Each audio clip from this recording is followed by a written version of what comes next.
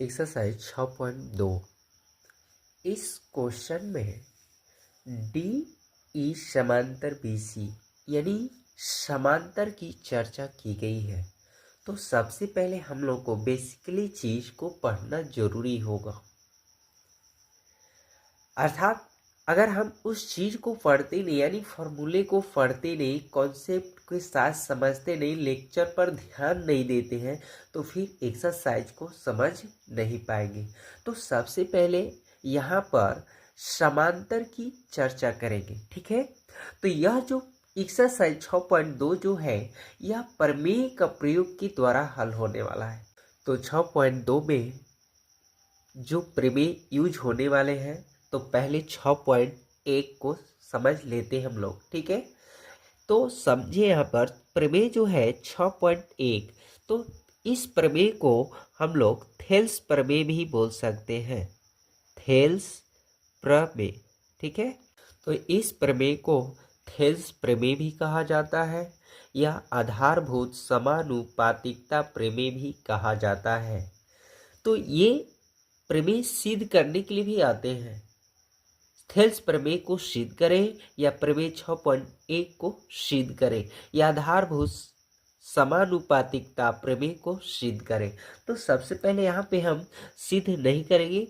सबसे पहले इस एक्सरसाइज को बनाने के लिए एक फार्मूला हम लोग को बना लेना जरूरी है ताकि हम लोग समझ सके कि समांतर का मतलब क्या हो रहा है, ठीक है। तो चलिए इसको हम लोग स्टार्ट करते हैं। तो यहाँ पर लिखा है सबसे पहले, यदि किसी त्रिभुज की एक भुजा के समांतर अन्य दो भुजाओं को भिन्न भिन्न बिंदुओं पर प्रतिच्छेद करने के लिए एक रेखा खींची जाए तो यह अन्य दो भुजाएं एक ही अनुपात में विभाजित हो जाती है। तो हम एक चीज कहेंगे कि इतना आप पढ़ते वक्त ध्यान में रखें कि आखिर क्या कह रहा है और क्या क्या इसमें दिया है, ये चीज को ध्यान दीजिए। तो सबसे पहले इसमें दिया है कि किसी त्रिभुज, हम लोग कोई त्रिभुज बना लेते हैं। तो यहाँ पर एक त्रिभुज हम बना डालें, ठीक है। इस त्रिभुज का नाम रख लेते हैं हम लोग ए बी सी। अब कह रहा है कि त्रिभुज की एक भुजा, इसमें से कोई एक भुजा ले लीजिए, ठीक है। तो मान लीजिए ये भुजा हम ले लिए, तो ये भुजा जो है एक खींची गई, इस भुजा के खींची गई रेखा जो है समांतर है, जो भिन्न भिन्न बिंदुओं पर यह रेखा क्या करती है, प्रतिच्छेद करती है। जिस बिंदु का नाम हम लोग लिख लेते हैं ई एफ। ये जो रेखा है भिन्न भिन्न बिंदुओं पर क्या कर रही है, प्रतिच्छेद कर रही है। कितने, दो भुजाओं के बिंदु के, ठीक है। तो अब यह जो बीसी जो भुजा है, ये भुजा जो है ई एफ रेखा के जो है समांतर है, ठीक है। तो एक चीज ध्यान रखना कि एक त्रिभुज में अगर भुजा के समांतर कोई रेखा खींचते हैं तो वह रेखा यानी यह रेखा अन्य दो भुजाएं, देखिए ये दो भुजाएं हैं, एक ये हो गए और ये एक, अन्य दो भुजाएं एक ही अनुपात में विभाजित होती है। तो एक चीज ध्यान रखना कि कभी भी जब त्रिभुज का कोई भी रेखा समांतर हो जाए तो दो भुजाओं का अनुपात क्या होगा, बराबर होगा, ठीक है। तो यहाँ पर एक चीज हम रख रहे हैं, जैसे हम लोग लिखेंगे त्रिभुज ए बी सी में ईएफ समांतर जो है बीसी है। ईएफ समांतर क्या है, बीसी। अब यहाँ पर जो है, अभी हम लोग सुने, अभी याद किए फॉर्मूले को भी आकृति का जब समांतर हो जाएंगे, यानी किसी भी त्रिभुज के जब समांतर हो जाएंगे तो उसके दो भुजाएं जो है अनुपात का क्या होगी, बराबर होगी। यानी ए ई बटा में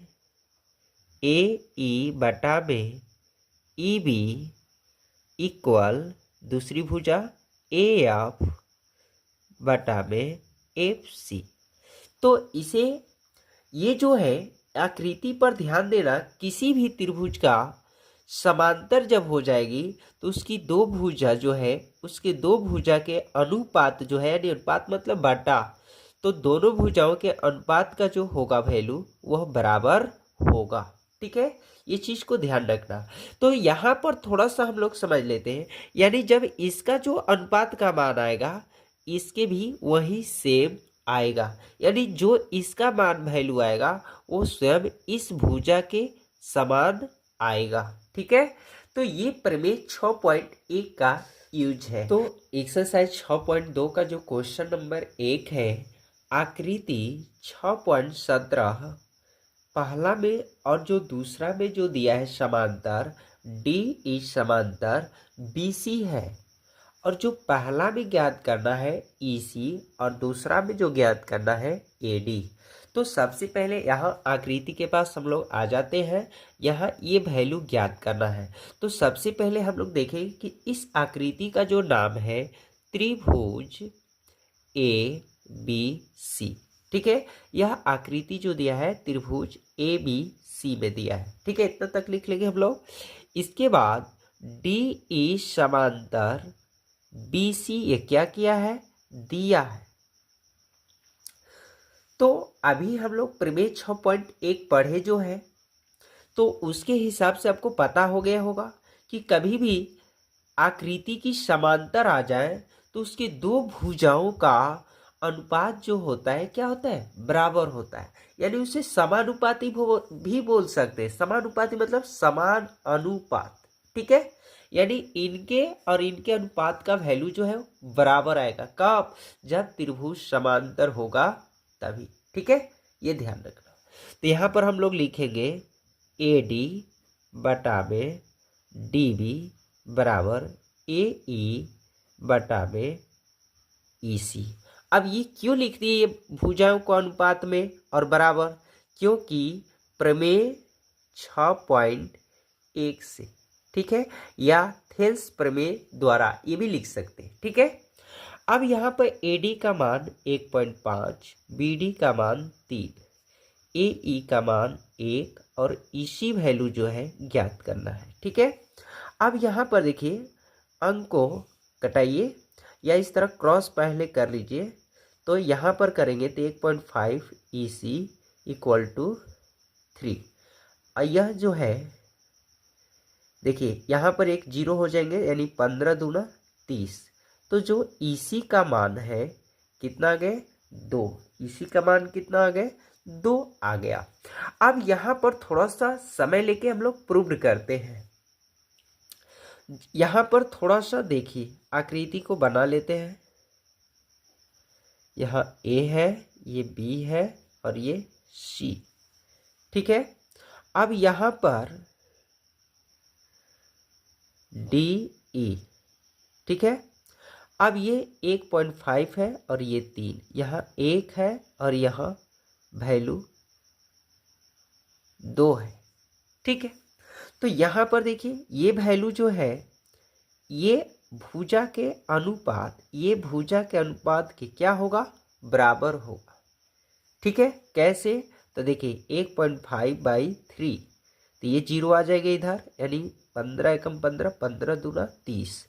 यहाँ पे AE का मान 1, EC का मान 2, यानी देखिए समान आ रहे कि नहीं। तो इससे पता चल जा रहा है कि किसी भी आकृति की जब समांतर वैल्यू होगी तो उसकी भुजाएं जो है अनुपात के क्या होगी, बराबर होगी। दोनों भुजाओं के अनुपात के क्या होगी, बराबर।